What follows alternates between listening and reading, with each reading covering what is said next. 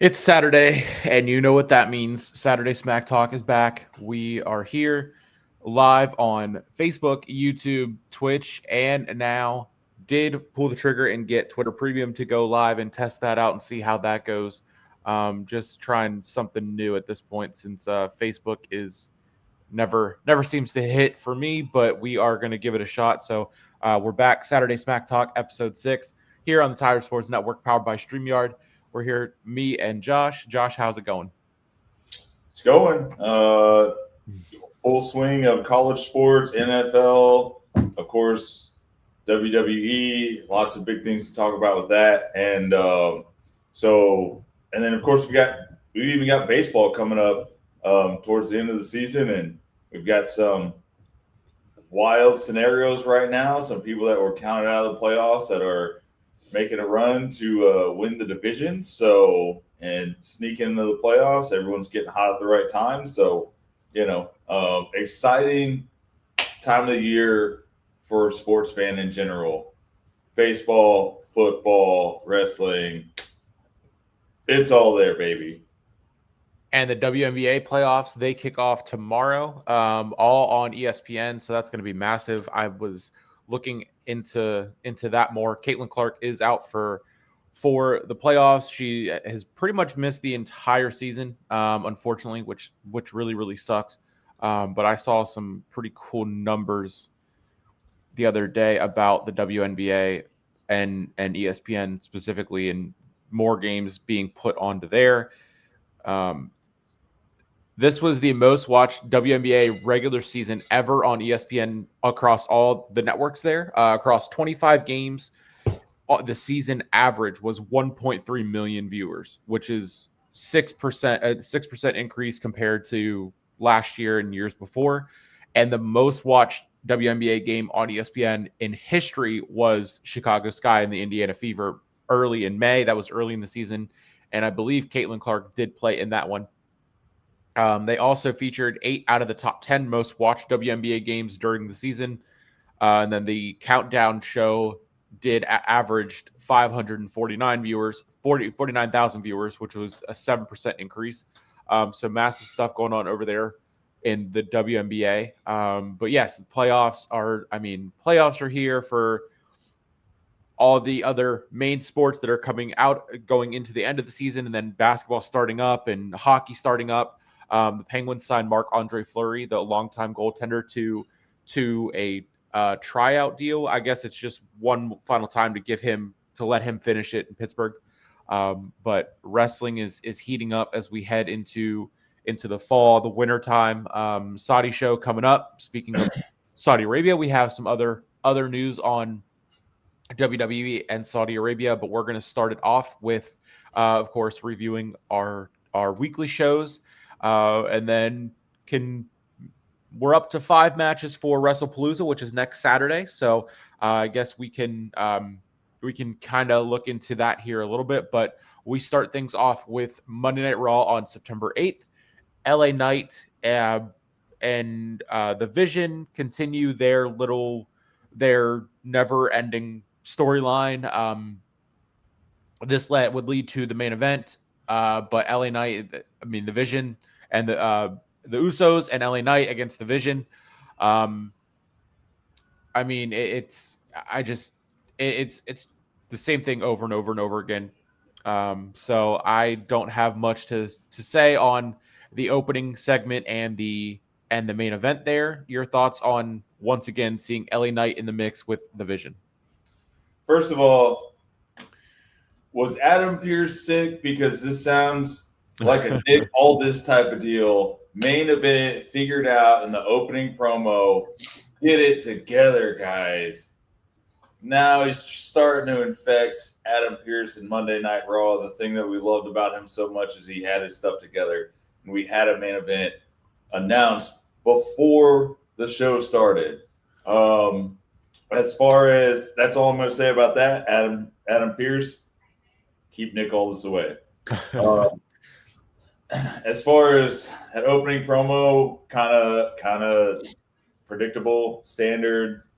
We knew what it was going to set up. I feel like they're just trying to make it to WrestlePalooza at this point.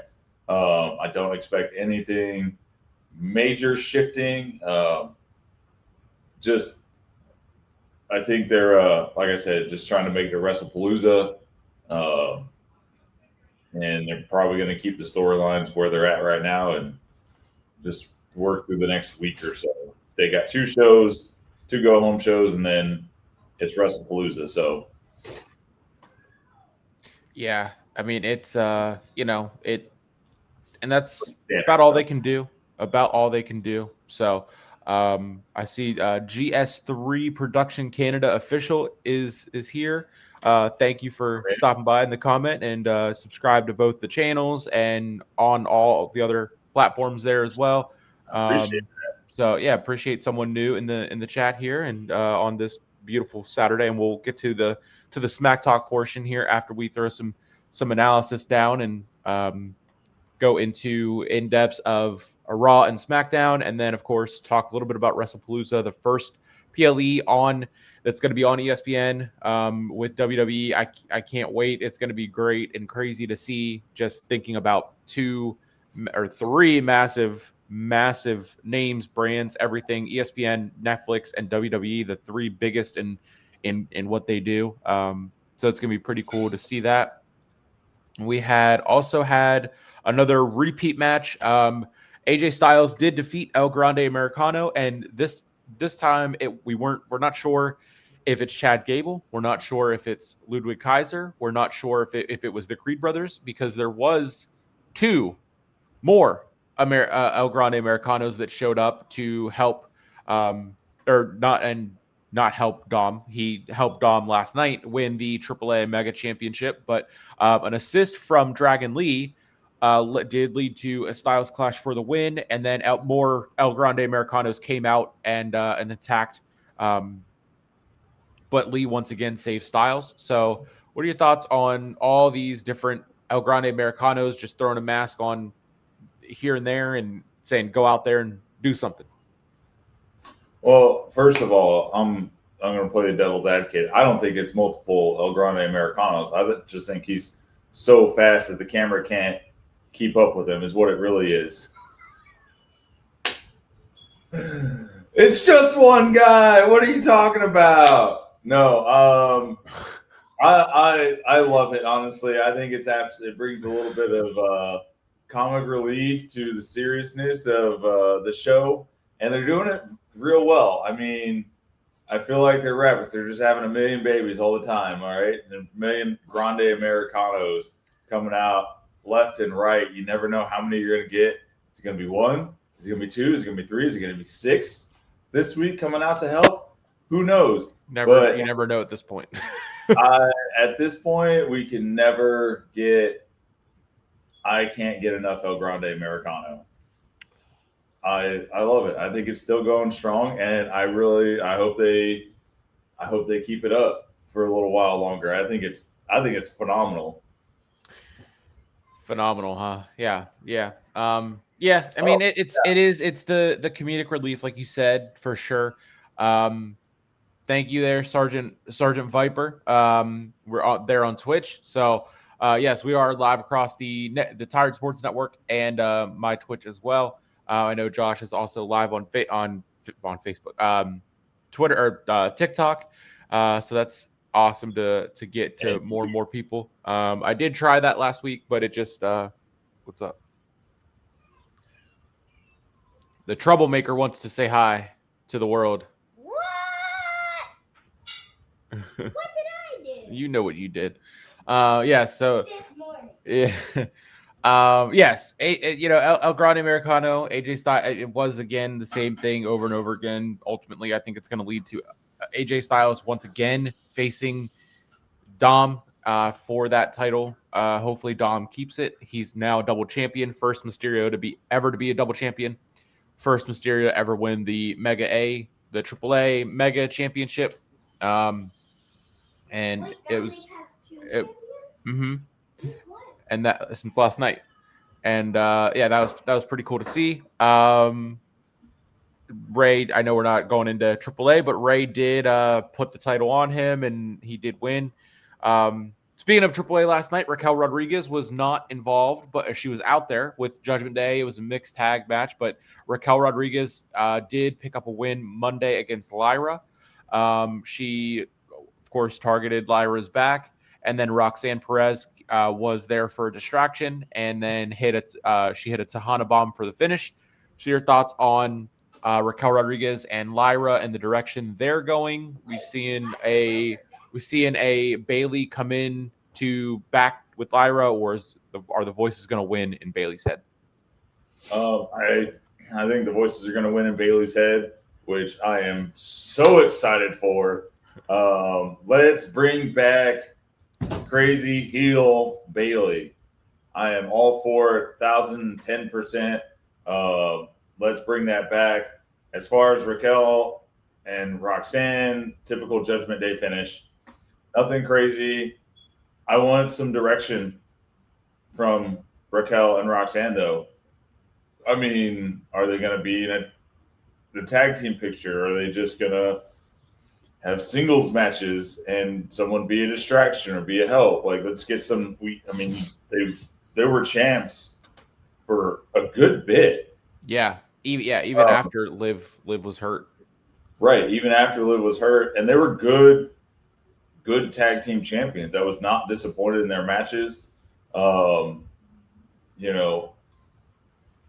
Give them some direction. Now they just seem kind of like they're there and they're just fighting whoever comes up, and I don't like that. Let's give this tag team some direction.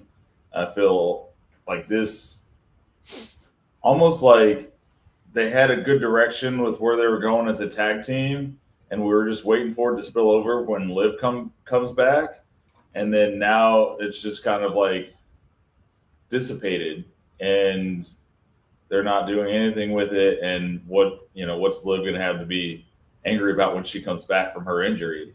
Yeah. And speaking of Liv, the announcement last night, they did a press conference style announcement there in Vegas where Worlds Collide was, and Liv Morgan was there. So she was, I guess SmackDown was in Norfolk, so she was in Vegas. So she didn't have a sling or anything on there, but she looked to be healthy. So who knows at this point, whenever she's going to actually come back. I know the way that it seems is they're going to continue to keep pushing Dom and separating that way, and then it's going to come down to they're still sprinkling in Roxanne going after Dom, but who knows when she's going to come back and how they're going to do it. I mean, Dom and Liv, they're going to need to work on some stuff because of how Roxanne entered, and they're going to be fighting over who is going to compete in the mixed tag challenge whenever they bring that back, because we are seemingly heading down that road with all the power couples being involved on the WWE roster. AJ Lee and CM Punk issue a challenge to Becky Lynch and Seth Rollins for WrestlePalooza. AJ Lee came out next after Raquel and Lyra and threw the challenge down. Becky came out. Seth came out and accepted the challenge ultimately. AJ Lee still had the title, Becky's title, and then threw it. It was a great segment how they did it. Becky's reactions were fantastic. But AJ Lee and CM Punk, of course, we know, versus Seth Rollins and Becky Lynch is set for WrestlePalooza. Yeah, I mean, we've been waiting for AJ Lee to come back since CM Punk came back, and she's finally back. I love how they brought her into it. This also just gives me confirmation as to why they just so abruptly ended Becky Lynch and Nikki Bella, because Nikki Bella is no longer a power couple. And on or off screen. Right, on or off screen. So she obviously can't be in this this style of match. So I think it's going to be a great match. I'm really looking forward to it. The way they just ran those promos perfectly with Becky Lynch slapping CM Punk the week before, and then we kind of knew AJ Lee was going to come back based on what CM Punk said. But even though we knew, it did not deter from the massive pop and how good the promo was. It was just, it was perfection. Chef's kiss. Yeah. Yeah, it so far it's been great, and she did sign. It is a multi-year deal, multi-year full-time deal that she did sign with WWE. So more to come with AJ Lee, and talk more about Nikki Bella. Rusev, though, we went into Rusev versus Penta. Rusev would pick up the win there. New Day and Grayson Waller would interfere, and he sealed the deal very violently. Great match, great match overall. But no, I mean, nothing too exciting about it. I mean, it was a good overall match, but neither one of these guys are going towards getting on a PLE anytime soon. So I yeah, I mean, nothing to write home about or like really dive into. Rusev has the look, but doesn't get the push. Penta has the look, but I don't know. To me, I mean, he's kind of like Sami Zayn and mid card champion at best. But of course, that could change here in the near future. But your thought on Rusev and Penta? Mid card match, good time filler. I mean, that's where they're at. They're mid card, like you said, at best. I don't foresee it changing for Rusev anytime soon. I don't see it changing at the earliest. I see anything changing for Rusev and going beyond mid card would be after WrestleMania at the Yeah, earliest. So yeah. um, Penta, they need to push Penta 1,000%. Penta is good enough. I think he could have a mid card title. He's good enough. We could start pushing him a little bit further into the bigger, heavier weighted championship picture. Maybe not win it before the end of the year, but we could definitely start pushing him. He's extremely over with the fans. He's a talented wrestler. He's not a small, like, he's a luchador, but he's not a small luchador. If you look at Yeah. him compared to that face off in the promo with Rusev in front of Adam Pierce, he's not a small guy, but he moves and he flies like a small guy. And I would love to see them push Penta a little bit more. But as far as Rusev, I think he's still mid card at best. But he also hasn't been back very long, and he's had one feud for like 12,000 matches against Sheamus. And outside of them beating each other up throughout the arenas that they're at this point, I feel like that was Peter Griffin versus the Chicken. Oh my God. I Yes. feel like Yes. exactly what they did with that, and it didn't push anybody. It didn't push Sheamus. It didn't push um, Rusev. It was just Peter Griffin and the Chicken, WWE style. That's a great that sums up what WWE has become with their weekly shows and rematches and not paying off in the slightest bit at a PLE like it's supposed to. Right, And then just suddenly stopping them and then jumping into something else, but then revisiting and then jumping into something. It's insane. right. That is That's the perfect way to describe it. 1,000% such a great way to describe it there. And of course, now we're getting some Twitter views rolling in. So thank you guys, whoever is tuning in out there, on the Twitterverse there. Um, but yeah, I mean, Rusev and Penta, both great, both talented, but not not world title material. Although the way that they have the title on Cody, and he returned last night on SmackDown. Spoiler alert. Not that anyone was really waiting too much longer for his return. Didn't even bring the title out. But we'll get into that whenever we actually get to SmackDown. But we roll into Asuka and Nikki Bella. Asuka would defeat Nikki Bella with an Asuka lock, and so she tapped her out. Of course, now they're throwing it out there. Asuka tapped out a Hall of Famer, like they don't already say every other time she comes out. She's a future Hall of Famer, and there is no doubt about that. But to say it every single night is kind of redundant, just like the whole best in the world, greatest of all time conversation. Everyone can't be the best. So, although I mean, Asuka is one of the best ones, but of course she's not. She's no Becky Lynch. But Asuka would defeat Nikki Bella, and this would also then go back to another backstage segment where you would see Io,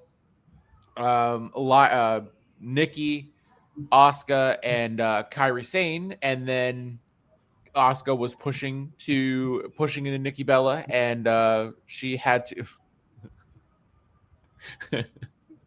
Uh-oh, not my government name. Uh-oh. I don't know what that one was for, but Becky isn't old enough to be on Asuka's level. She's 45 and killing it. I mean, you know, it okay, but Asuka wasn't the first woman to main event WrestleMania, to win the main event of WrestleMania. Um, yes, my full government name. But yeah, Nikki would Rhea Ripley is shoehorning her way back into this and staying involved with Io and Asuka and all that picture right there. Your thoughts on Asuka and Nikki Bella?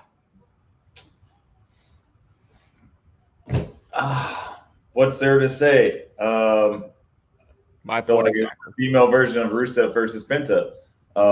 My point exactly. It's a good filler for the show, and Asuka's great.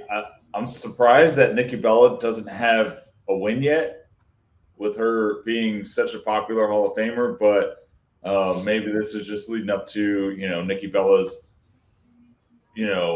her time back isn't going as expected, and she's going to refocus, and she's going to prep, and she's going to train, and she's going to get back, and then she's going to have some major match. I feel like they're focusing more on a long-term build with her than her coming in saying she's a Hall of Famer and she's so great and everything that she's done, and then winning immediately.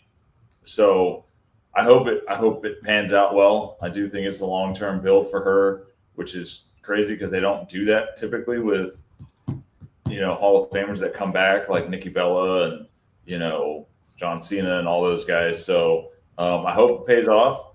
It's going to be nice to have, if that is what they're doing, have Nikki Bella back for an extended period of time versus 1 or 2 months and then poof, they're just gone out of nowhere. So we'll see. I hope they're building her up, because you can't keep having Nikki Bella losing to everybody. That is true. That is true. And yes, Ronda Rousey and Charlotte were in the match. It was a triple threat, and there was one winner, and that was Becky Lynch. That was the man. So Asuka wasn't a part of that. But yeah, I mean, all three. And those were the three to do it. Those were the three to make history. The storyline was way better than the match and the outcome of that from that side of it. But yeah, the storyline with WrestleMania 35 way back when.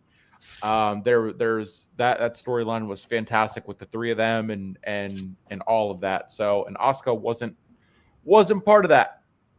So, Which is sad because now Ronda absolutely hates the WWE and the fans, trash talks everyone. So we'll just not acknowledge her. Yeah. Yeah, any chance she gets to throw the smack talk down, she does not miss. And at this point now, it should have been Becky, Asuka, and Charlotte, but the four horsewomen in general. Bayley, Sasha. I mean, they were winning the tag or losing the tag titles at that point at WrestleMania 35, but we roll on to the main event. Big Bronson Reed versus LA Knight. He would pick up the win over LA Knight. And of course, Braun Breaker would get involved, and then they would beat him down. Out comes Jimmy, and then out comes Jay. This was after we had a backstage run-in with the Usos. Jimmy saying, "What are we going to help him?" And Jay was very much channeling his cousin in this sense, and said, "No, that he's done helping people that don't help him, and all that." So this was probably the best part was Jay kind of going back to Bloodline Jay that we have not seen in quite some time. But that was the main event, and we are back with the Usos are back. They will be featured on WrestlePalooza. So another tag team match, very tag team heavy is WrestlePalooza. But yeah, I mean, summing up the main event, not very main event ish. I wouldn't. That's pre-show at best. Pre-show at best. So you say not very main eventish, but if we look at the track record recently, very main eventish, right? This is kind of what the main events of the house shows, not the house shows, but the weekly shows have been, right? Usually not typically a clear winner. Someone comes out and screws something up. If anything, I would say this is more main eventish because we did have a clear winner, Bronson Reed overpowering Knight, right? And then everything else happened. I don't want them to put the Usos back together. Jay is doing so well on his own. Big Jim, they need to push him a little bit more because he's talented. He's got everything there. He's been in as long as Jay. But I do like the idea of a heel Jay. I really love that idea, and they've kind of been planting the seeds here and there with the all black Jay, Yep. no bright colors. Yep. No yeet, no yeet on his yeet, glasses. just Not no yeet, but just right, the yeet ain't there. right. Uh-oh. Very somber, and I think that's what we need. I want a heel Jay. I don't want to see the Usos back together. Now wait a second. Hold on. Now my government name is being used. Yeet. Yeah, no. Yeah. Jimmy is definitely long overdue for his singles runs. But I don't think they're going to make both of them heels. That's the problem. That's the problem. They're going to make Jay a heel, and Big Jim is going to be. It's going to be the angel and the devil on your shoulder, right? So Big Jim is going to be the angel, right? Covered in white, telling you to do the right thing, and then we're going to have Jay is going to be the devil on the other shoulder. Heel Usos tag team would be great, but I don't think they're going to do that. I think one's going to be a heel, one's going to be a face, and it's no. But if they're going to be the devil and angel on the shoulders, whose shoulders are they going to be on? Is it going to be Jacob? Is Jay going to be the one to be all like, let me at him, and is Jacob going to walk into and be the voice of reason? When Jacob Fatu is the voice of reason, we got something seriously wrong here. Right. Something has broken down.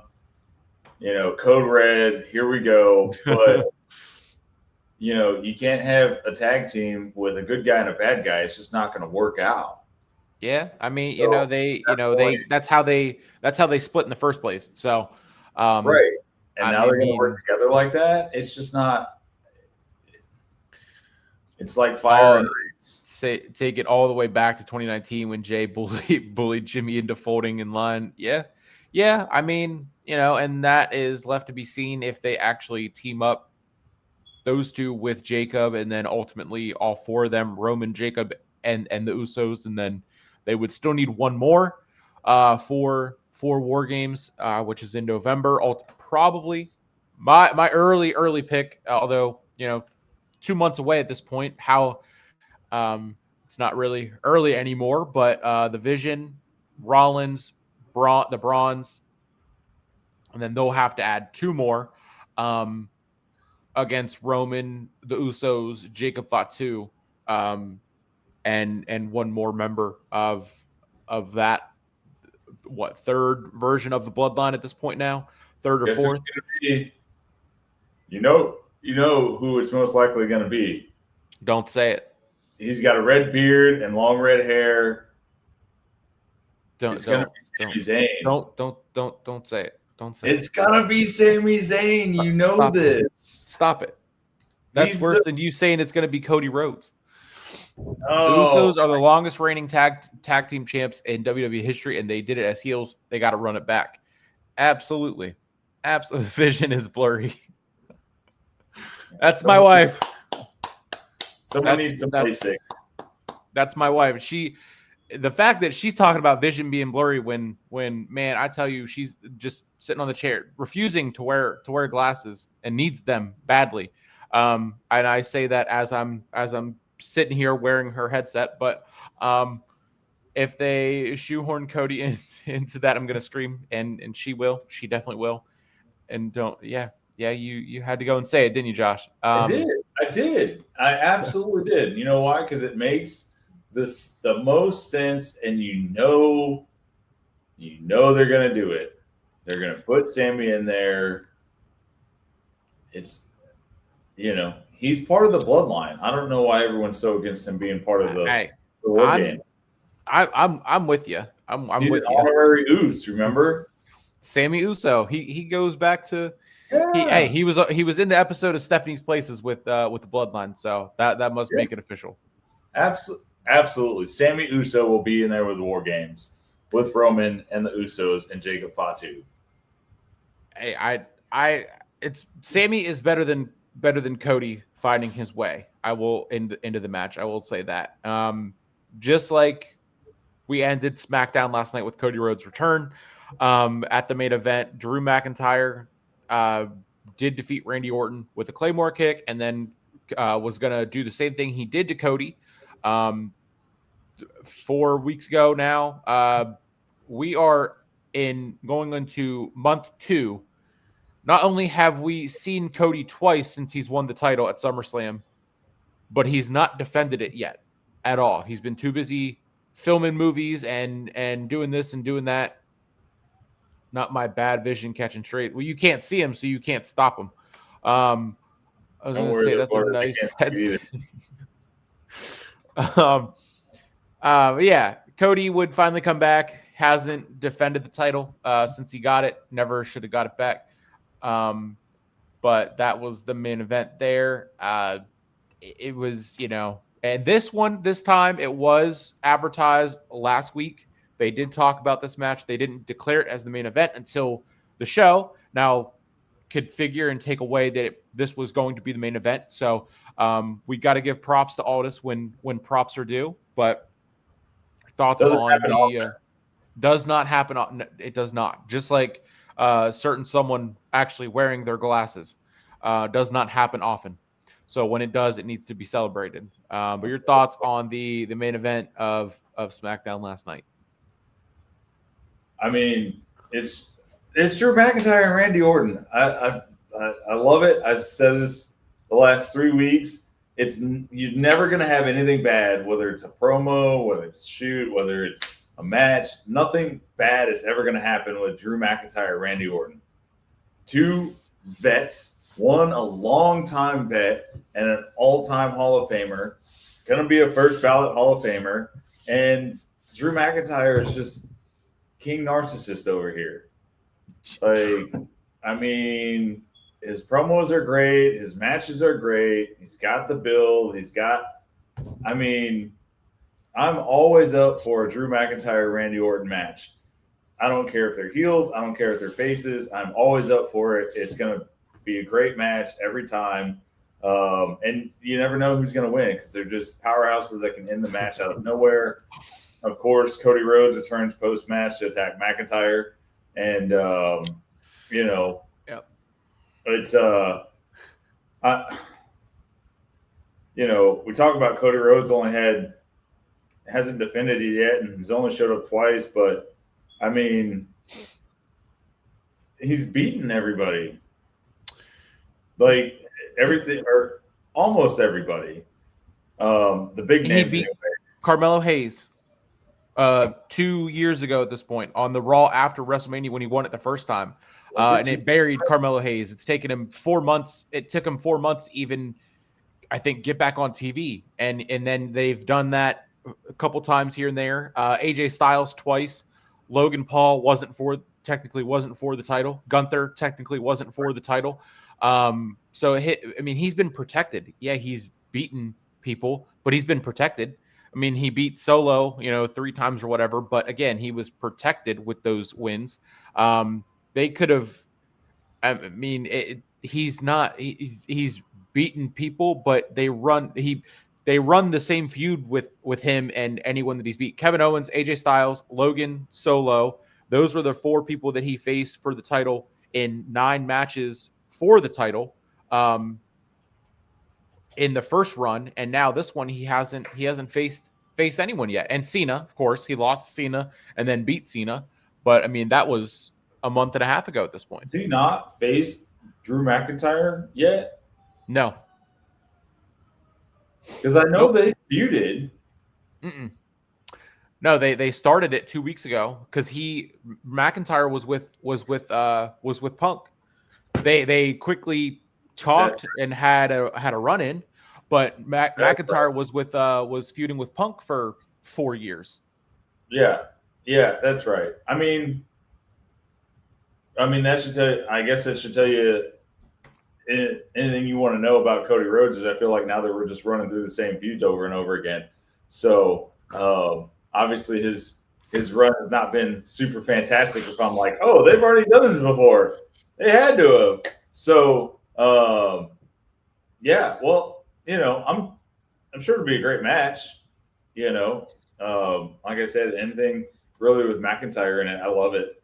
Promos, matches. I mean, the guy's he's at an all-time peak right now, and we'll see. I don't see them taking the belt off Cody though. I mean, I definitely don't either.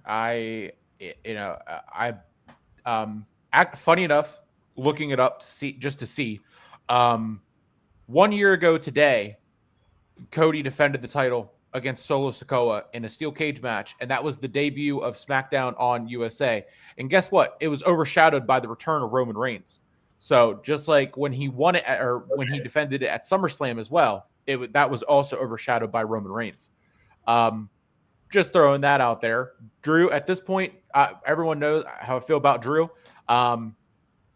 Drew should definitely take the strap. He's at this point, he's the best thing SmackDown has weekly, and he just beat Randy Orton. So also backstory on their rivalry: 12 times they have faced each other. Each had 4 wins. There was 2 no contests. So this one was the grudge match, was the deciding factor in their long overall rivalry. Drew is now, of course, up 5 wins to 4. I don't think they need to run that one back for another couple of months at least. Cody's first run was super de-duper mid. Running it back is it's absolutely insane. And yeah, I mean, it's time. It is time. There's no reason why Drew shouldn't win at WrestlePalooza. And I'm trying to find Cody's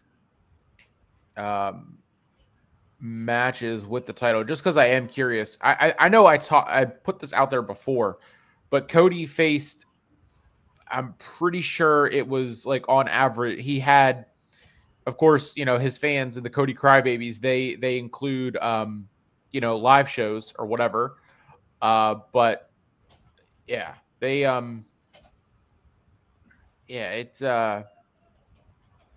it's crazy that he is protected as he is. Drew and LA Knight are the 2 biggest stars without the titles on both on Raw and SmackDown.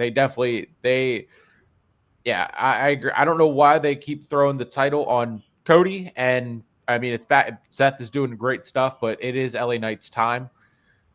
For sure, they both deserve the title at this point. And when I'm saying Drew deserves the title, it It will. I hope it happens at WrestlePalooza.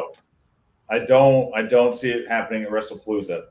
I see it happening at a much bigger event, one that every wrestling fan knows and loves. I see Drew McIntyre having his WrestleMania moment, having it not ruined by a Money in the Bank or CM Punk. I see a WrestleMania win for a title for Drew McIntyre.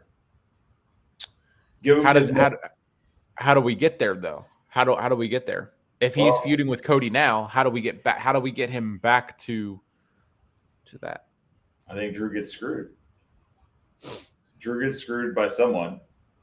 Maybe Randy Orton. Not out of the realm of possibilities of him to do that with Drew McIntyre. I mean, he did almost punt him, right? Yeah. He did almost punt him. He heard the voices, and the ref saved Drew McIntyre from being punted. So obviously there's something there that's got Randy Orton just absolutely despising Drew McIntyre that he's tried to punt him in his match. So maybe Randy Orton screws him. We have, unfortunately, it leads to a feud with McIntyre and Punk, or McIntyre and Orton. But you know, that's how you keep the belt on Cody Rhodes, and you figure out how to build up a storyline for him to win at WrestleMania. I think he deserves the belt for sure, but I also think he deserves his WrestleMania moment to win the belt. I mean, you know, he definitely deserves that the moment with a crowd and everything. But let him take the title next week and then hold it through WrestleMania. That way he doesn't need to run it back and win the Royal Rumble and then get there and then ultimately lose. Because I mean, Cody losing, I don't think they'll have Cody lose at WrestleMania 2 years in a row. I mean, that would be, I could see them being, oh, this is his blah, blah, blah main event in a row. But now he's lost, say he would lose 2 years in a row. That'd be 4 losses in 5 years. Or, well, because he came back in 23 and he won. He technically only would have 2 wins in 6 WrestleManias. So, because night 1 and night 2 or whatever, or however the math there works, I don't think they're going to have him lose at Mania again. So, not having him not have the title, or they would just shoehorn and make it a triple threat and have him not take the pin, so that he can claim that he has a rematch and he can claim that he didn't lose.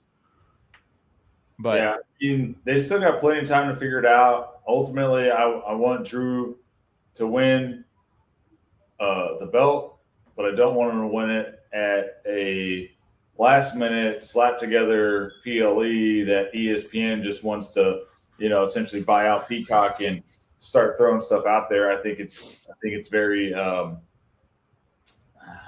not degrading, but demeaning to Drew winning his title. Right, the guy's worked so hard. He's great at everything that he does, from his promos to being a narcissist, to his matches, to gaslighting everyone and thinking he's the victim. Every feud he's been in has been phenomenal, and I don't want to see his moment be wasted at a WrestlePalooza that was slapped together at the last minute. It was a month, not even a month before they announced the actual event. It did come together super quick, for sure. But grab. It did come together super quick. It is a money grab, but it also is the first one on ESPN. They're gonna throw out the phrase, "It's a new era. It's a new this. It's a new that."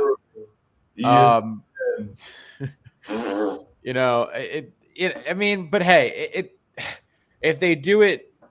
If they do it this weekend, or next weekend, if they don't do it next weekend, if they do it, it's only up from here. If they don't do it, then Cody goes away for another 3 weeks and does the exact same thing that everyone was getting pissed at Roman for doing. Now it's okay with because Cody's doing it. I mean, this is insane. Well, you know, Roman wasn't here just because Roman wasn't here. Cody Rhodes has at least been filming a movie, Which and now Roman is now filming for that same movie. So so he's going to be out, and that's kind of why he got injured, taken out on a stretcher because he's filming as well. But before, I think everyone's problem with Roman before was he was just out because he was out, not because he was filming a movie or because there was like maybe some family issues at home or something like that, or before when he had that title run, he was the champ that just wasn't there just because he just wasn't there. but it worked because when he did come back, we knew we were in store, and it had that big fight feel.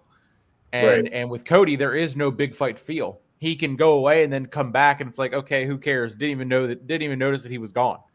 With Right. Roman, you knew he was gone, and it sucked. But then when he came back, the excitement returned. Also, major difference: Roman was a heel. I mean, Cody's still doing some heel-like stuff. Give us heel Cody, and then maybe the fan base won't be so upset if he's gone for a little bit. Maybe we'll start to have that big fight feel. Let's get heel Cody.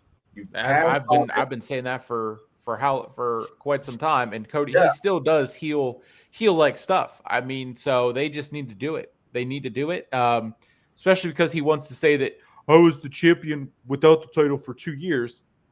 And all he did, he did the Super Cody, the Super Cena or whatever, and now he comes back last night and he tells McIntyre that the champ is back, and then he stole Cena's thing, and then he said, "I'll see you at WrestlePalooza," and he did it WrestlePalooza like The Rock. So he was doing both. He continues to play that to sit on the fence. Yeah, it's. I really hope they do something with this run. As far as Drew McIntyre, flat out, I don't want him to waste his championship moment on WrestlePalooza, on a money grab. That's really, let's be honest, I think there's a specific reason for that day, because doesn't that coincide with one of AEW's biggest pay-per-views? Yes. Well? Yep, it is. They, like Martina mentioned, they are once again competing directly with All Out. And funny enough, All Out is the first pay-per-view for AEW that's going to be on HBO Max. And they moved the start time to 3:00. So next week, 3:00 is All Out, and then of course 7 or 8 is WrestlePalooza on ESPN. And so it's going to be a fun day of a long, fun day of wrestling. And I did finally find Cage Match and all the 10 title matches that Cody did have. So starting with when he won it at WrestleMania back in April of 24. And then he defeated AJ Styles. So we're going to count how many opponents he had on the first one. So is AJ Styles the first time. He ran it back with AJ Styles again. So that was 2. He also faced Logan Paul, and it was for the title. So that was another opponent. And then he defeated Solo Sikoa the first time at SummerSlam. Yes, an expensive day of wrestling. You are correct, Martina. That was the first one. They ran it back a year ago today on SmackDown. So he faced Solo twice. And then he faced Kevin Owens in between those Solo Sikoa matches. He faced Kevin Owens once, twice, and 3 times. So I had a trilogy with Kevin Owens. And then he lost to John Cena. So John Cena. And that was the first title reign. That was it. He had 10, technically 9 defenses after he won it. Yeah, I mean, I will say though, I did really love that feud with Kevin Owens though. Oh, that was the best one. But Kevin That- should have won the title the first time, the first match. yeah, they weren't gonna do that. You know they're not gonna do that. You know, If Cody Rhodes anything, Drew McIntyre at WrestlePalooza.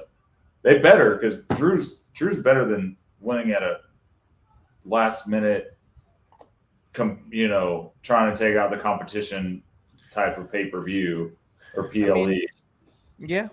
Uh, I mean, Give me McIntyre at WrestleMania, not WrestlePalooza. the Crown Jewel could also be an option. They're going to be in Australia. That's another big moment they'll push, I'm sure. I'm standing firm. Drew McIntyre WrestleMania championship win. Nothing bigger than WrestleMania, especially in Vegas. They're running back in Vegas. I mean, I don't see how they can have Cody lose 2 years in a row in the same venue, and ultimately, again, bring his his WrestleMania record from 23 to what two wins in 3 years, but technically with the double main event or whatever it is. But hey, who knows? We'll get there. We'll get there at some point. But just like another person we've talked about, Sami Zayn, brought back the U.S. Open Challenge last week against Cena. Would pick up a win, and now this week he did do that again, and he got a win over Rey Fenix. This was a great match. It was cool to see Rey Fenix on SmackDown as Penta was in Vegas. SmackDown was in Norfolk, Virginia last night, so that was cool to see Rey Fenix on SmackDown. And it's pretty cool to see Sami Zayn kind of has taken a step up with the Open Challenge, and if he's going to actually be the champion on SmackDown that does wrestle, I mean, then Sami Uso as the U.S. champ, I'm not mad about it. And next week we do have Carmelo Hayes is going to be his opponent for next week and the next Open Challenge. Keep in mind, same company took Roman from a 13-16 day reign, getting bullied and getting his shoes stolen. well, now to be fair, this is very 90s style bullying.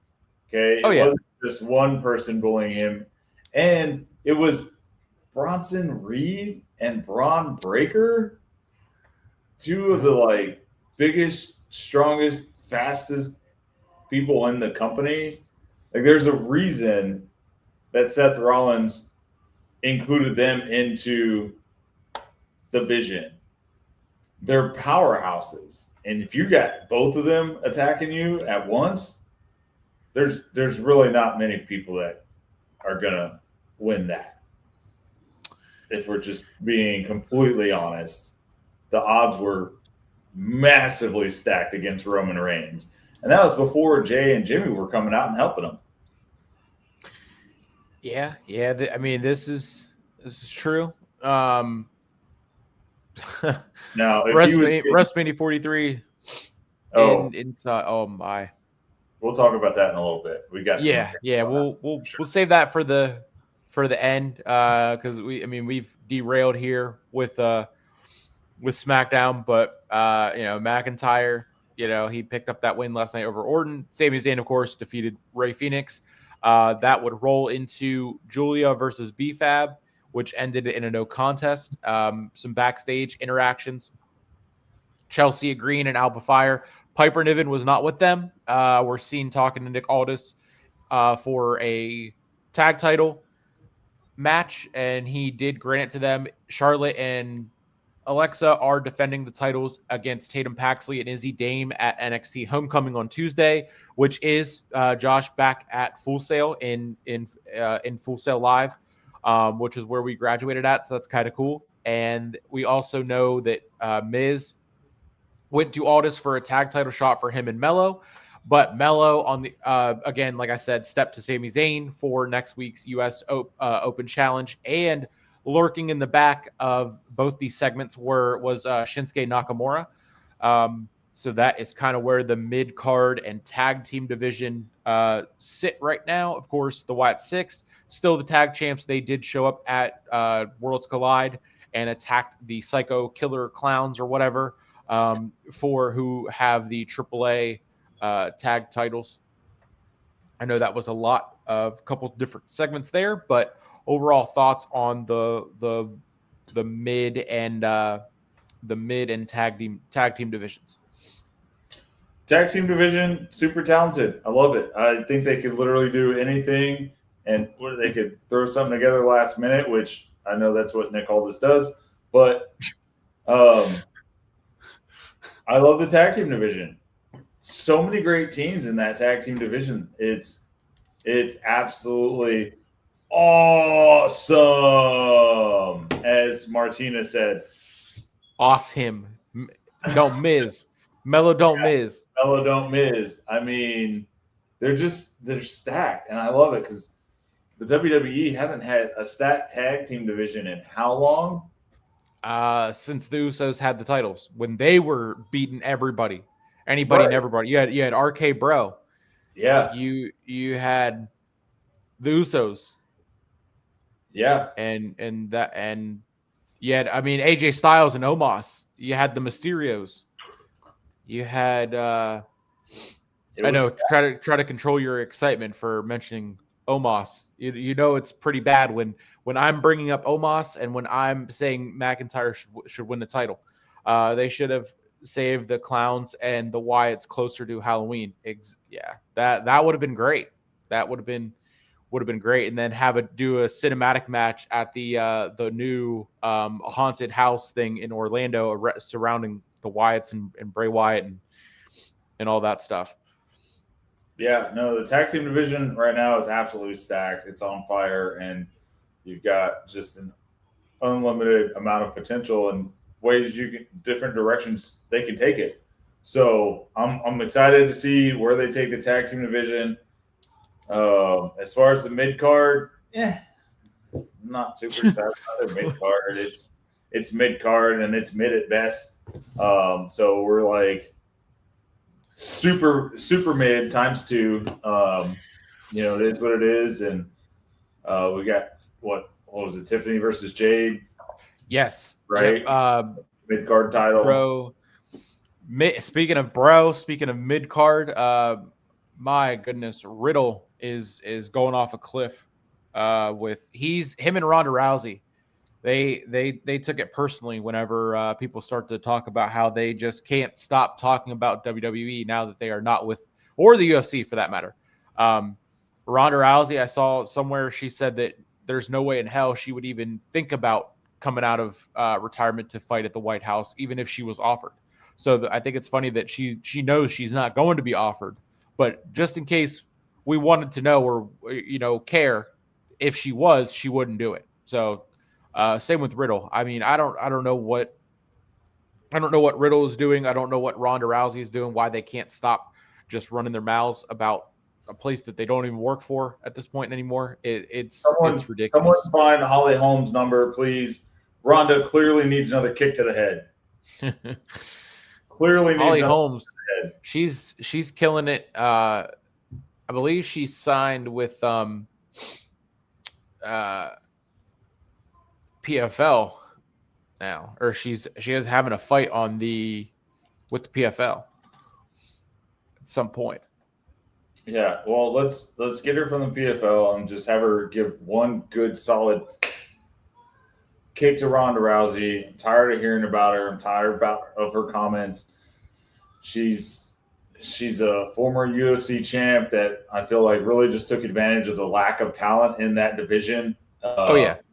And, because there really wasn't anybody that could compete with her because she was such a powerhouse. And then as soon as somebody did, that kick to the head ended her career. Let's be so serial here, right? Ended her career. Yeah. She once wanted to. She claims that she wasn't allowed to do the stuff that she wanted to do in WWE. And of course, we know how she is about the schedule. She cried and complained about the schedule. And And then she I was also saw.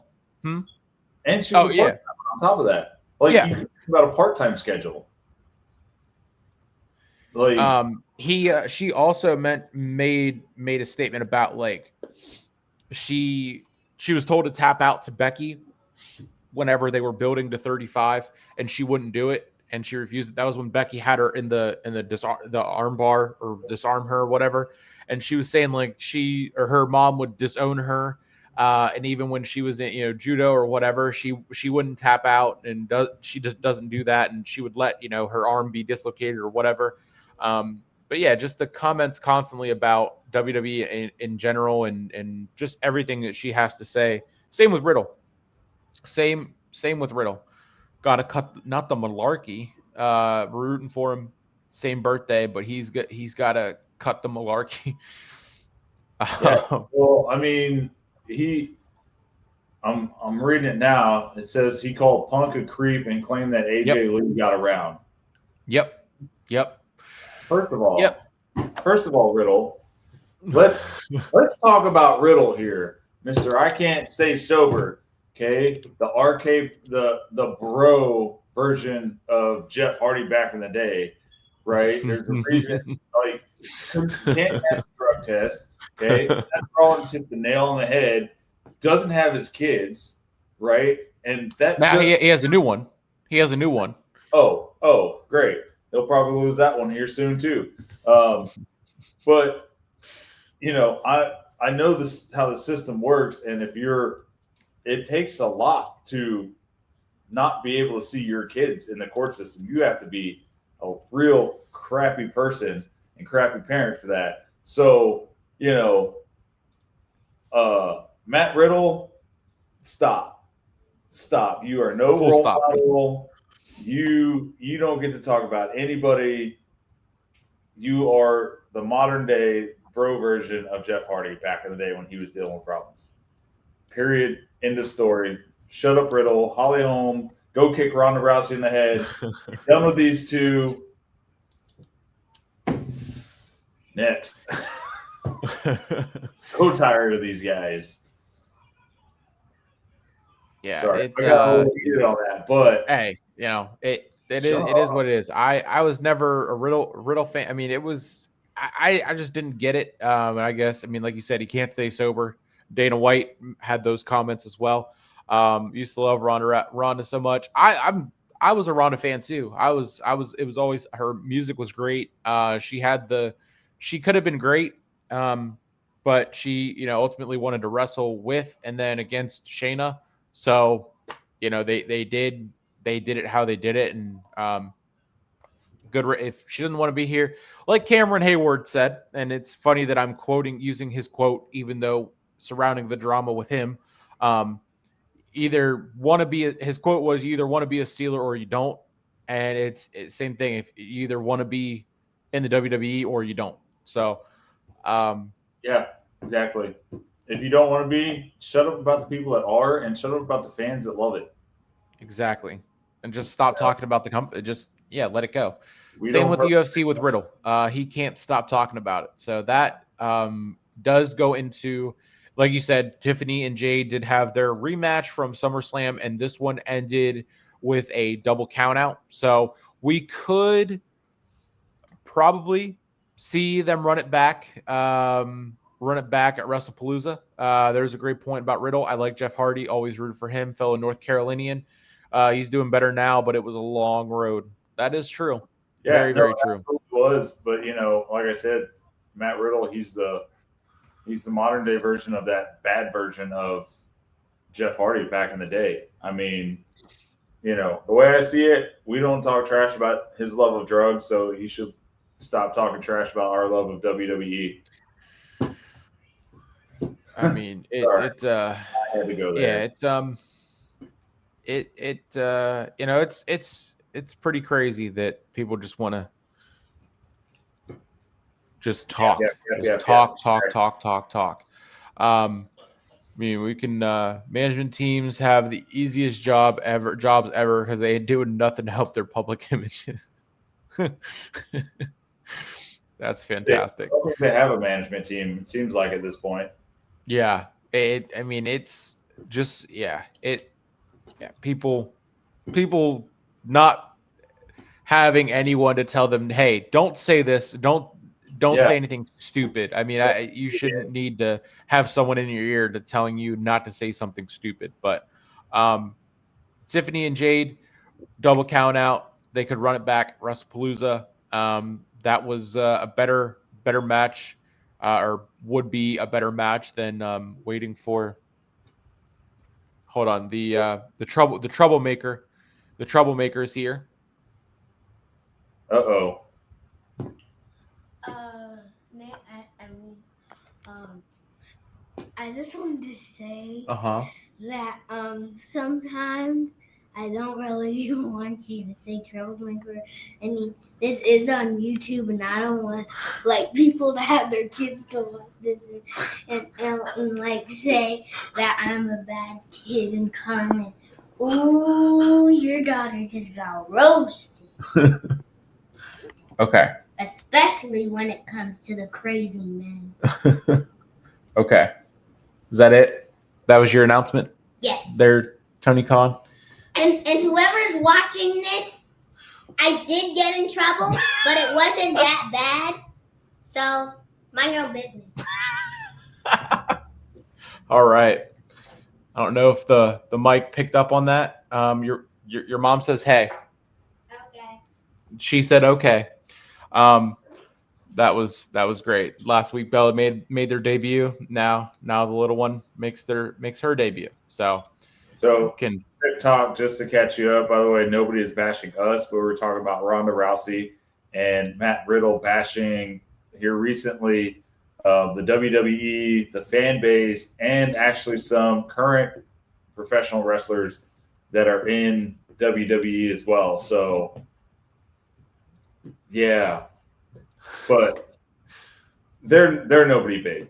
Ronda Rousey and Matt Riddle, no one big anymore. oh, her hair is cute. Who did it? Do an edges reveal. She's already on to the next. She's over there playing with the pillow. But yes, my beautiful wife did do that fantastic hair, and she's now finding other ways to entertain herself. So can run through the rest of SmackDown, which isn't much. Brock Lesnar would kick off the show and would be interrupted by R-Truth. It would Or hit John Cena, sir. Ron Cena, right? John Cena's younger brother. Yes, Ron Cena. No. Uh, Brock would hit him with an F5, back-to-back F5s, and would also rip his pants. That was more of a highlight of the night than Cody returning. And so that was SmackDown. That was Raw. Other news, of course, is boxing on Netflix tonight.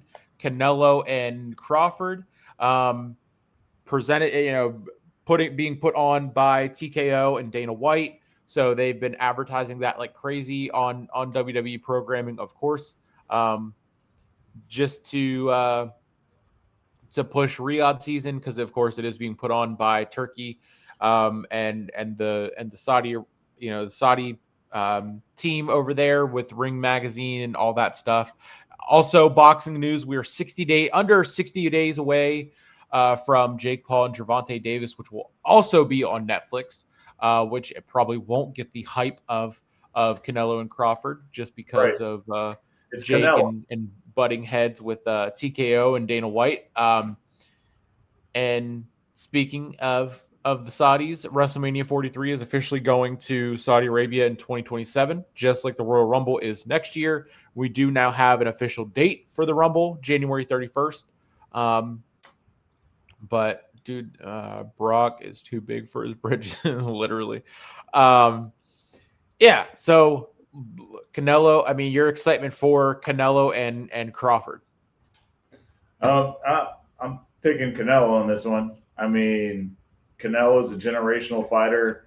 He's arguably one of the greatest to ever do it. And so, if I'm betting money, I'm betting money on Canelo. As far as Jake Paul and Gervonta Davis, yeah, I don't, you know, I still think his biggest fight was Mike Tyson versus Jake Paul, just because it was Mike Tyson. It's definitely not going to hit the hype that Canelo will bring. I feel like Canelo's top of the game. He's the pinnacle of boxing right now. Anything Canelo is in is going to pull the numbers. Jake Paul likes to say that he pulls the numbers, but he doesn't ever compete when Canelo is competing.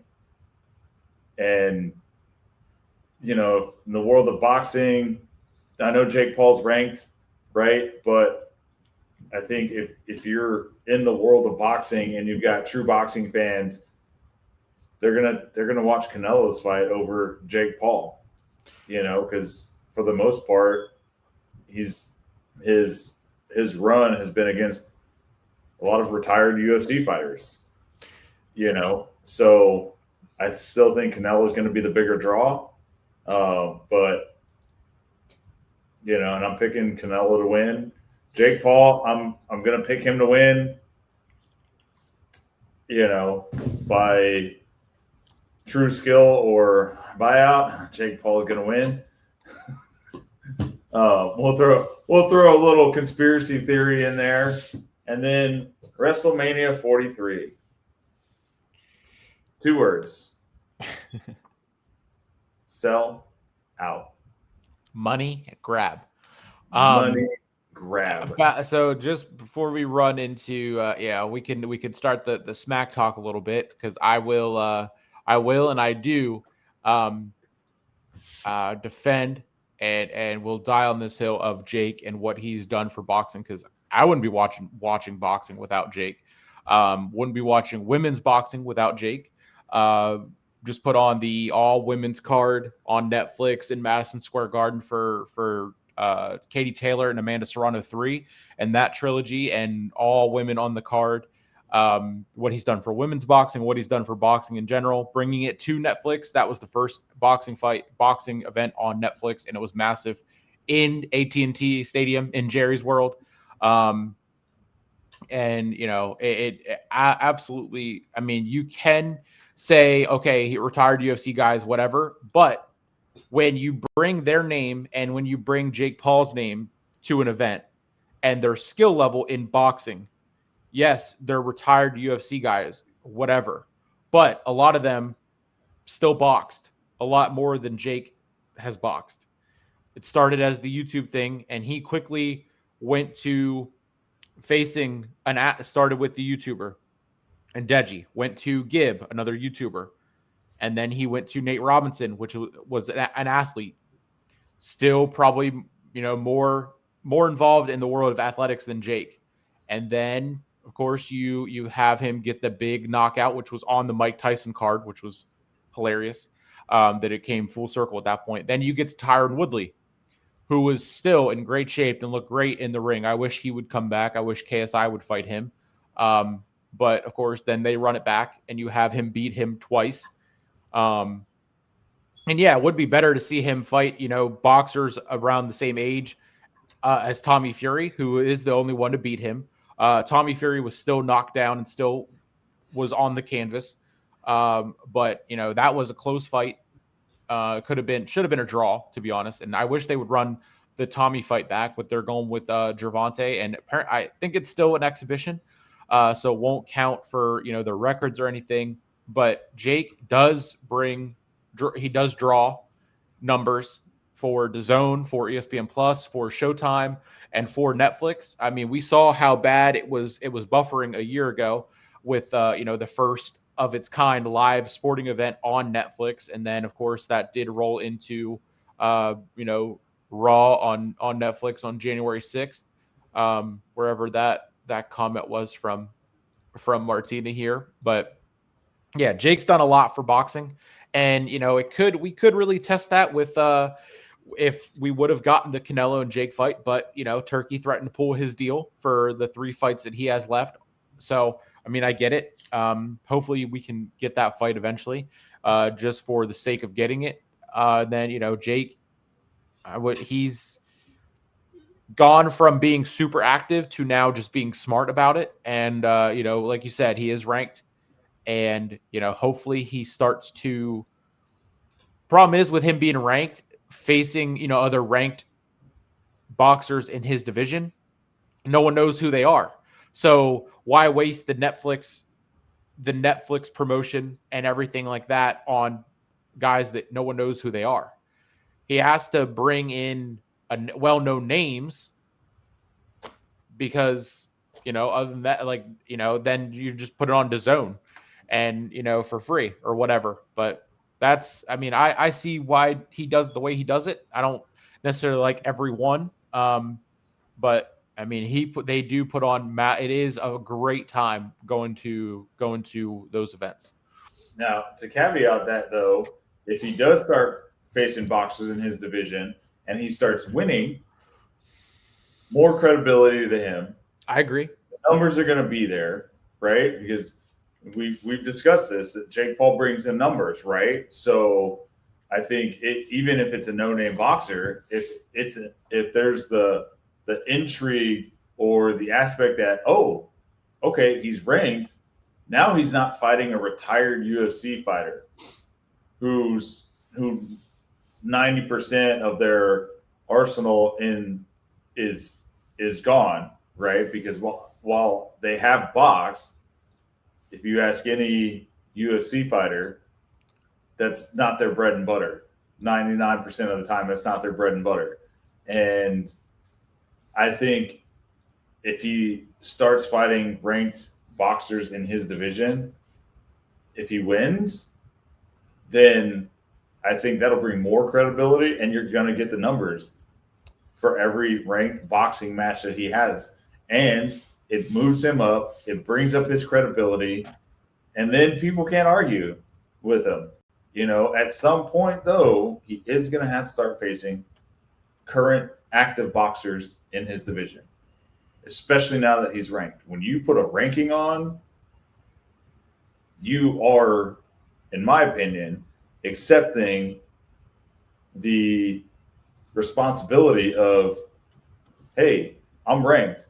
I need to start fighting other ranked opponents within my division, current active boxers that are currently in the game and training every day, and they have a camp and they have trainers, and they do this professionally for a living.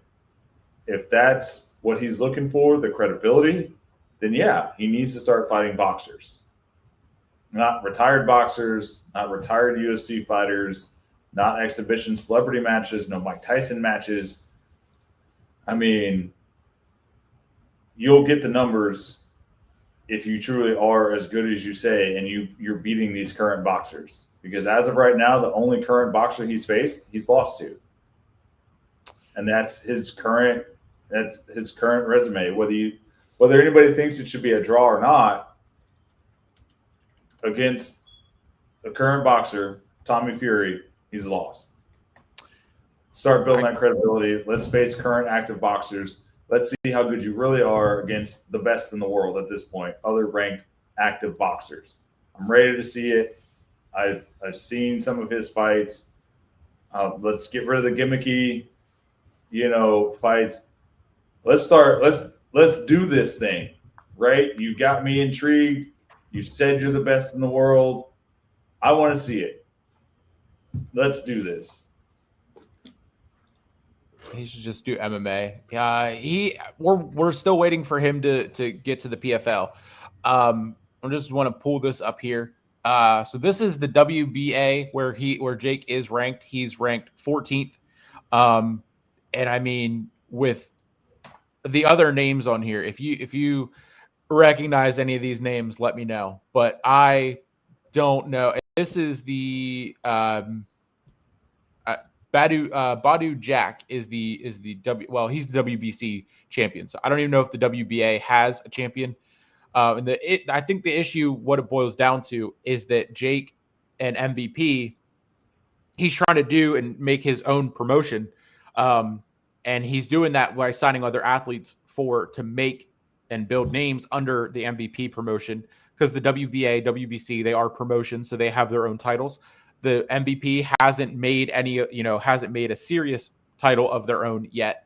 But I mean, it again, he fighting other boxers. He's fought Ryan Borland, who had a record of 17-1.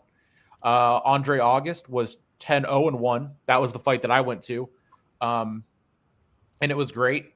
It ended quick. And I guess that goes to, they are boxers, but, being active is a part of it for sure. For sure. Definitely is. He fought Nate Diaz, who boxed in all of his training camps while in the UFC. He wanted to box to start, but the UFC came to him first. So, that it is what it is. That was Nate's debut. He put Nate on the canvas as well. Same with Mike Perry. Mike Perry, bare knuckle craziness. I know it's different than boxing, so I do get that part, but you can, you got to give it when you're taking it. I mean, he doesn't get as much credit as he deserves, and he gets a lot of hate. Even though from people not seeing it both sides. Anderson Silva had a 3-1 record before they fought, and Jake, I know age there is the same factor. But I mean, when he left UFC, he was kind of washed there towards the end of his career. Like, there's a reason he retired from UFC. I did watch a lot of Anderson Silva's fights, and there towards the end, it wasn't the same Anderson Silva that we saw before. But let's do this. You're ranked in WBA, right? Yep. And that is the premier boxing league in the entire world. I think the WBC edges it out. I don't know. I don't know boxing. I don't know the different league. I know that they have so many, and that's how they can do undisputed and just have a guy have both titles or whatever. Right. Which is, that shows how archaic boxing is. And Jake has revamped it, and he's a disruptor, and he's disrupted everything about it. But the fights that he puts on, the production is there, the entertainment value is there, and the competitiveness is there. There's always championship fights on his cards. And I agree. I think, if he would actually fight, the thing is, I think if he would actually fight these other guys who are ranked, everyone and their mom would be like, I don't know who this guy is. And they would think it's just another taxi cab driver, like they said about Ryan Borland and Andre August. I mean, so you need the names. Marketing. You need the names to market and sell the fight. And, Netflix isn't going to give him the money that they give him for fighting Joe Schmo, who's ranked by the WBA, but no one knows who it is. So they think it's another Ryan Borland fight. This time it's just on Netflix, and they're not going to care. So if you have the name of these great combat athletes going up against Jake, and you think, okay, there's no way that he's going to win, and then he wins in the ways that he does, and puts him on the canvas, and I mean, lights out to Nate Robinson, lights out to Tyron Woodley, and they have basically, it evens the playing field of their combat experience and Jake's combat experience, because he's only been doing this for 6 or 7 years at this point, if not more. Now, with that though, it is also Jake Paul. Easily between him and Logan, easily the two easiest people to market in the entire world right now.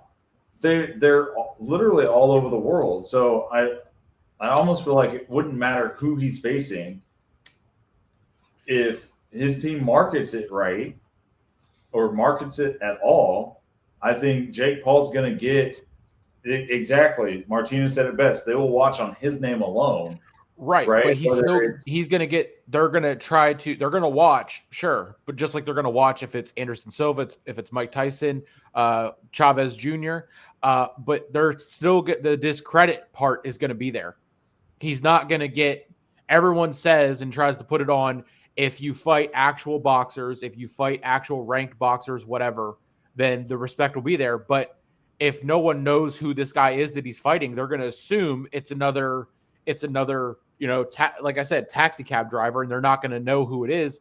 they're not going to know that the guy he's fighting is a real boxer.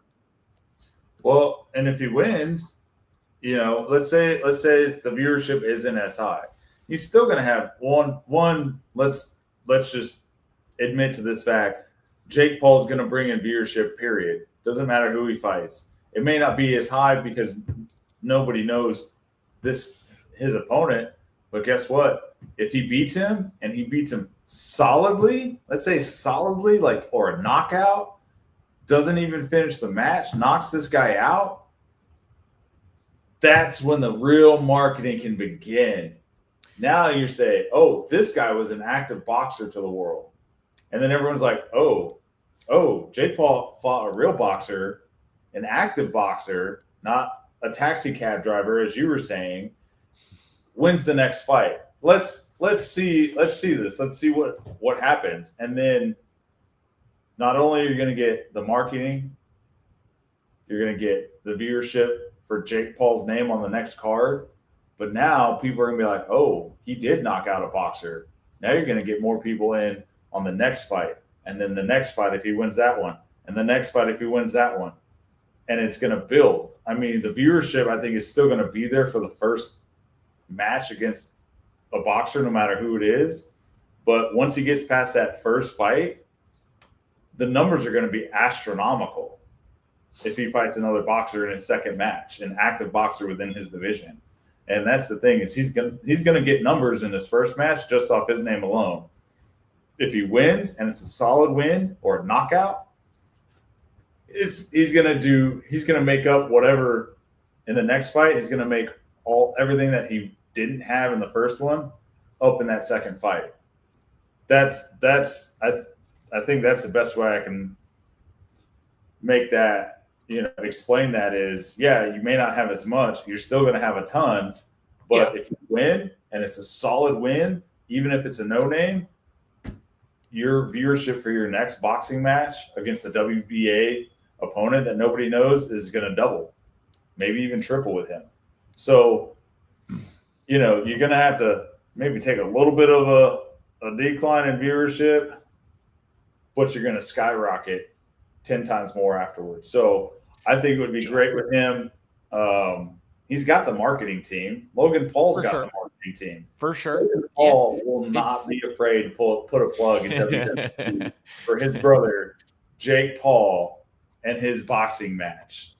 I mean, the marketing's there. For sure. And I see the point there. They might have to take a step back of being on Netflix and just run it on DAZN, and do a couple DAZN pay-per-views. Although, I'm with him, and I think the DAZN or the pay-per-view model is being pushed out. So I don't know what DAZN. I think DAZN, it's still a monthly subscription and pay-per-view, or you can just do the DAZN monthly subscription. So they might increase the price. But there's different ways that they can see it, because they are building up his resume. Because again, can't put on the massive events before, like, building his resume. He's building a resume with the 12, 13 fights that he's had now at this point as a 22 to now 27 or 28-year-old. I mean, no other 28-year-old, like 12 fights, no amateur fights before these 12 fights. There's no one building a resume in the way that he's built his resume, and he should sprinkle more boxers in there and everything. I agree. I mean, I would love to see that. Of course, it's not going to be the showmanship part, which is what he lives for. Him and Logan both live for the showmanship, the entertainment. I mean, Ryan Borland and Andre August, those press conferences were trash. Now, a Nate Diaz and Jake Paul press conference, fireworks. Mike Tyson, fireworks. Tyron Woodley, those face-to-faces and everything they did around that while they were with Showtime, they were phenomenal. I mean, Tommy Fury, the build for Tommy Fury has been ongoing for years and years. Same with KSI. KSI, on the other hand, and Misfits and all that stuff, that's a whole different conversation. And I want to see that fight badly. Just so we can wrap that up with a bow and put that behind us. And yeah, I mean, I want to see Jake get actually active with actual active boxers as well. But I also do enjoy the showmanship and the big fight feel, no matter who he's stepping in the ring with, because at the end of the day, he's stepping into the ring with someone who still has more combat experience than him, and anything can happen. Well, So I'm pumped. and here's the other point too is Jake Paul, right, with the marketing and with the viewership that he has, is only going to bring up these guys that we're talking about nobody knows, right? And then people are going to start looking at WBA, and then all of a sudden people are going to start knowing these guys, Yeah, right? And then that is they're going true. to look and they're going to see who these guys are and what they're all about. They're going to see that they're not just taxi cab drivers or retired UFC fighters, and it's going to pick up. It's going to pick up the marketing. I mean, not that marketing is going to be bad for this first fight, but you know, and take a little seat back, take a little decline to triple your ratings later on. You'll have the showmanship, you'll have the marketing, you'll have the numbers. You're going to have good numbers on the first boxing match you have with a solid actual active boxer. And if anything, it's going to bring more light to the WBA versus the WBC. And then you're really going to be pulling in numbers. Your credibility is going to go up. Yeah, The credibility of everyone in his division at WBA is going to go up, right? And it's going to get more viewership. Overall, it's a win-win. Let's do this. Let's put the haters to sleep, right? If you're as good a boxer as you said for the last 13 fights, fight a boxer, beat them.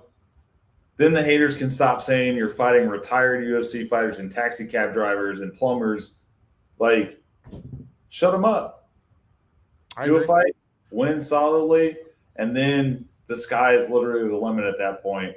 So, I want to see Jake Paul fight someone in his actual division. I mean, I agree and agree with all that. I see it on both sides. As a Jake Right. fan, a Logan fan, I'm gonna watch regardless of who it is. I've been to an event, and I can say that MVP does put on fantastic events. The day that we graduated at Full Sail, I went to the Andre August fight, Right. and it was awesome. And it wasn't a massive stadium, it wasn't a massive arena. It was just in a resort like ballroom type thing. But it would, I mean, there's still like, I think they said it was like 12,000 people or 10,000 people. I don't know how they fit everyone. It was a massive room. um I mean, it was awesome. Great events.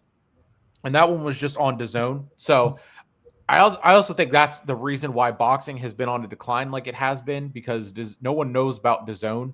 um the DAZN is more like over in the UK big time. So Netflix wasn't doing boxing, HBO Max wasn't doing boxing. It was Showtime over here, and it was DAZN over there. And then Showtime seemingly just vanished.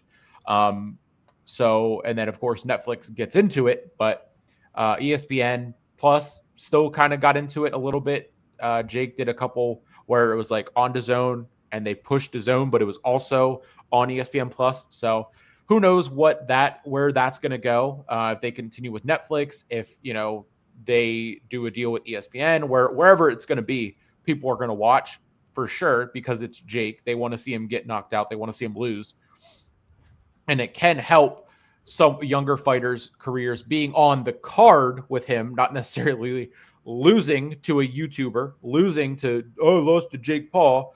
It's kind of, it he's I think that's why I mean, Tommy's younger than him, so um, can't even pronounce. Yeah, she can't pronounce it. The zone. But Um, and that's the difference though too. If he does beat one of these fighters, now you start to dismantle that. Oh, he's a YouTuber yeah, mantra, yeah, right? He beat an actual boxer. Oh, maybe he's not just a YouTuber. Maybe he's a boxer. Maybe we should pay him a little bit more serious attention. So I think it's going to be good all around for everybody if he starts fighting actual boxers in his ranked division. So, but we'll see. I think he likes the showmanship. I don't foresee him actually fighting anybody in his division, which kind of for me ruins the point of being ranked in the World Boxing Association. So, but we'll see. Yeah, and again, boxing is it's so old school with how they do things in rankings and three, main promotions that get the same hype or anything as the other three. There's not just one sanctioned, united organization of boxing. It's three different ones. You got Ring, you got WBA, WBC, WBO, so four main ones. But I mean, it just because I think that's the good point. Jake can doing his own thing with MVP. He can go and talk to guys who aren't under contract with any specific one. Because if he goes and tries to talk to guys with the WBA has to be a part of that and put on, and he can't necessarily do and promote in the ways that he wants to promote with and whatever or sponsors or however that actually works on that side of things. But he also does put on and have on the cards WBC championship, WBA championship, and all of that. He brings in different championships and everything. And him and Logan both. I would love to see Logan get back into boxing and be on an MVP card versus the Dylan Dennis joke of a card that he was on with the prime card with Misfits. And again, that's a whole nother conversation with what they're doing over in Misfits. They straight up said, we want to be the WWE of boxing. They're doing tag team boxing matches. They're doing, yes, you heard me correctly, tag team boxing matches, fatal four-way boxing matches, last man standing boxing matches. Um, it's Gimmicky. insane. Yes, Real it's gimmicky. horrible. It's horrible. They've gone from the YouTube thing was cool, YouTuber versus YouTuber, and just like building it as like, okay, like let them go, do YouTube, but all like or TikTokers, whatever, YouTube versus TikTok, however they were doing it. And then they just stepped into like just how ridiculous can we get and be over the top with the videos and virality of it, everything, and it's not even boxing anymore. It's really, really not. No. Surpass YouTuber status. What he really should do is send tropical vibes, Celsius, please and thank you to sleep. No, I mean, hey, um, again, our address is the same, so they can send it to Martina Talks Wrestling. But Sleeper Sports, I'm reserved for a Prime Energy sponsorship. So Logan, Prime, drink Prime. I'm all about Prime. You can have the Celsius. Monster. I'll go with Monster. I do enjoy Monster. I do enjoy Monster. Yeah, boxing is on an incline, and hopefully, I mean, I still want to see him in the PFL. I'm starting to get into the PFL more. Big time card coming up in October, so that'll be fun to talk about as we get closer to that one. But this has been a great episode. We still haven't even gotten into football yet. Um, Right. but the Seahawks at the Steelers, Giants at the Cowboys. What really quickly, since you're missing, of course, college football, UTEP at Texas and Villanova at Penn State. I believe they both started at 12. So we are running overtime. But your thoughts on Giants and Cowboys? Are them boys going to bounce back? Oh, 1,000%. 1,000%. The last time the Giants beat the Cowboys, you want to know who their star receiver was? Oh, boy. It was Des Bryant. Wow. Des Bryant. So it was 2016 because we had Dak Prescott and Zeke Elliott in their rookie seasons. And Des Bryant was their receiver. So it's been almost 10 years to the day that the Giants beat the Cowboys last. So, I mean, and really, they were only a few plays away from beating the Eagles. So a few, Jake Ferguson dropped the touchdown. CeeDee Lamb had some drops that could have extended drives, scored for a touchdown. The defense played well, 68 yards for Jalen Hurts, but they also weren't doing it. There was no quarterback spying in the first half. They held Saquon Barkley, who had 2,000 all-purpose yards, I think, last year. Yeah, Uh, he was under 100. Yeah, it I was get that. 60 yards on the night for Saquon. So, I mean, Dallas isn't a bad team. Like I said, they were a couple plays away from beating the Eagles after their Super Bowl celebration in Philly. And they held that offense to 24 points, but they scored 20. So, once we get going and get meshed well together, I think Dallas. I for sure think they're going to beat the Giants. They're going to be 1-1 after today. But once they start getting rolling and start meshing well with each other, it's going to be a dangerous offense and a good solid defense as well. We're also out a couple of big guys. Revel Jr. at cornerback, who was injured when we drafted him, but he's almost back. He's back on track to be back shortly. DeMarvion Overshone from Texas, always solid. He's working towards getting back. The only question I have is it looks like they lost Deron Bland for a few weeks, possibly 3 to 4, in an injury for practice on Monday. But overall, Cowboys are definitely bouncing back. And and as far as Seahawks Steelers, I don't see the Seahawks beating Steelers at Pittsburgh. Yeah, I'm pumped for tomorrow. We have a couple injuries, as you mentioned, on the defensive side. Joey Porter Jr. is out with a hamstring. Deshaun Elliott is out with a knee, and Derek Harmon is also out with a knee. So hopefully, the shakeup on the defense will give us exactly what we needed last week, which was just someone and anyone stepping up, please and thank you. I mean,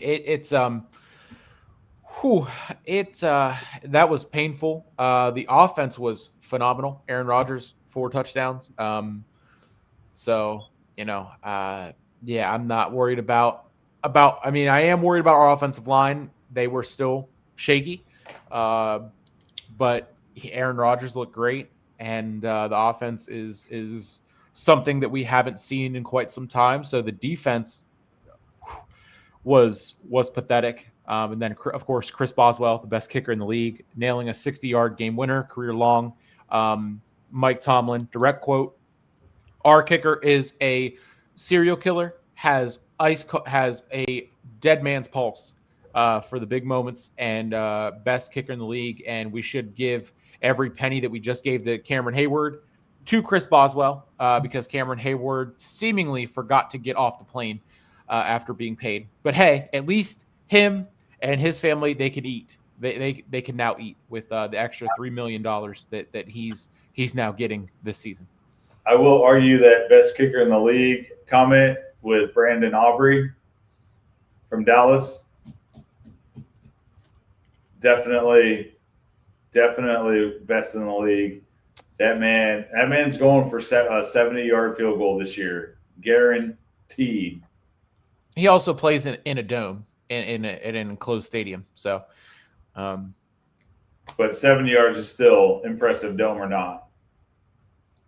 I mean, I agree, but it's the Jake Paul all over again. It's fighting retired UFC guys and kicking in a dome versus a 65-yarder at Acrisure Stadium against the open end is way more impressive than 75 yards in a dome. I mean, 75 yards is still wow, mind blown, but being in a dome, there's no win factor. So it just like, Tucker having the record 72 or 74, whatever it is, at Ford Field, it's in a dome. So like, you know. We'll see. It'll be interesting. Well, you know what? We'll see who has the higher percentage at the end of the season. Yeah, just for fun, I pulled it up here. Week 1, Boz had 14 fantasy points, made 4 extra points, and of course, 2 field goals made from 50 plus yards. I did have Brandon Boswell on. Aubrey had 11 fantasy points, made 2 extra points, and made 1 field goal from 40 to 49, and then made 1 50 plus.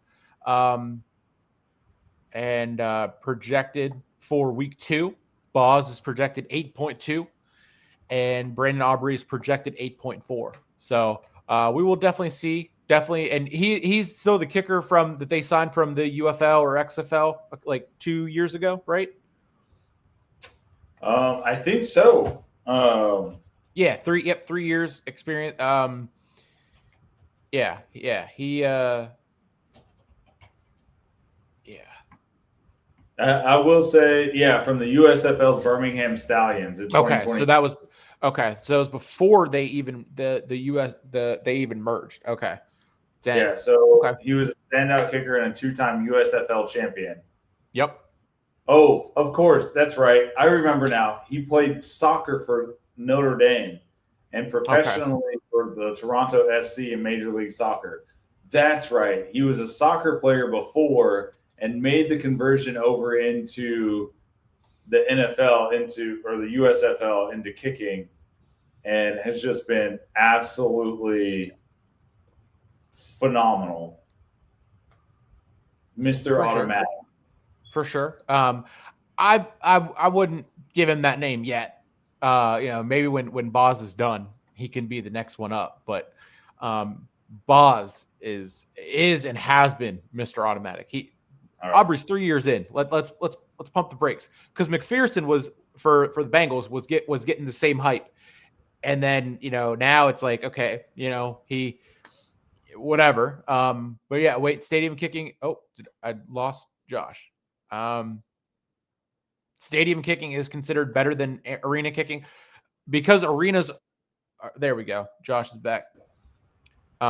Looks like we lost you, but yeah, stadiums are open, so the wind is a factor.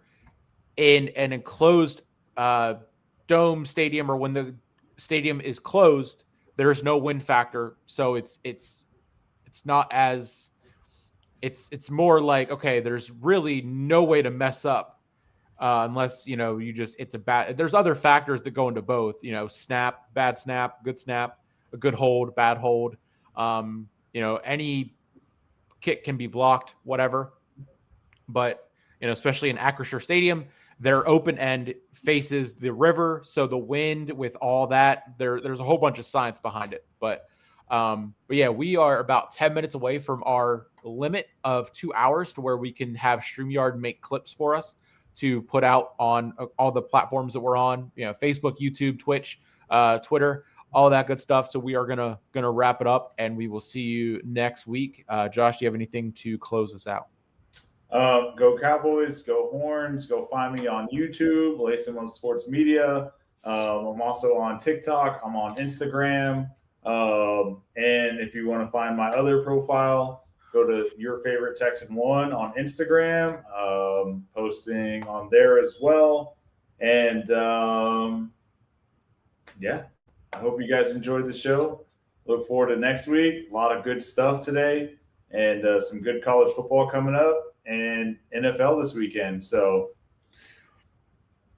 that's right. We this has been Saturday SmackTalk on the Tired Sports Network, Sleeper Sports Media, Lace 'em Up Sports Media. I'm Nick Weetosh. That's Josh Fraser. And thank you for watching. Great numbers already coming in. We will see you next week to preview the full card for WrestlePalooza and talk about all the happenings across the sports world. So until next week, we'll see you next time. Does that apply to the player, how the players as well? I don't know. Possibly. I mean, it depends. The weather could definitely be a factor. So the weather kind of mixes in if it's in a dome or stadium or whatever. But yeah, you didn't. It's not in your football textbook. I'll go at it right now. So thank you guys again. We're out. We'll see you next week. Follow the Tired Sports Network, Lace 'em Up Sports Media, and Sleeper Sports Media. We will see you next week.